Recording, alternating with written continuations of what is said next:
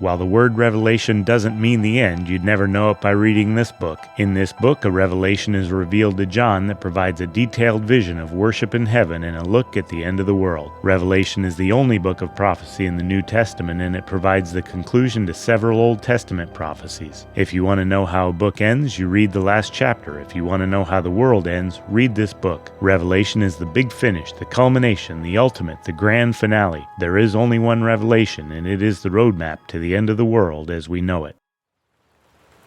While exiled on the island of Patmos, an angel came to visit John and gave him messages for 7 churches listing what each had done right and wrong. Then he was taken up and given a peek into heaven and a look at the future. A scroll that had 7 seals for security and freshness was brought out, and only the Lamb, who was Jesus, could break the seals. The first 4 were the horsemen of the apocalypse: war, violence, famine, and death, followed by martyrs and darkness, and then a brief pause. The 7th seal revealed 7 trumpets: hail and fire, seas turned to blood, poisoned water, and darkness. And if that wasn't bad enough, some nasty carnivorous locusts and more horses that killed 1/3 of all mankind. Whoa. During another pause, John was shown 7 thunders, but that'll have to wait, and 2 witnesses went to town. The 7th trumpet announced that heaven was open for business. Next, a woman, a dragon, and a war in heaven got Satan exiled to earth. Oh goody. Back on earth, Satan, the Antichrist, and the false prophet run amok for a few years before the big finish. Back in heaven, 3 angels announced last call, and 7 bowls are poured out for the final cleansing. More sores, bloody water, burns, darkness, a dried up river, and Armageddon. Evil Babylon and everything of earthly value was destroyed. Satan was bound up for 1,000 years of peace on earth, then released for one last hurrah before the final judgment. Finally, a new heaven and a new earth with no death, mourning, pain, or tears forever after.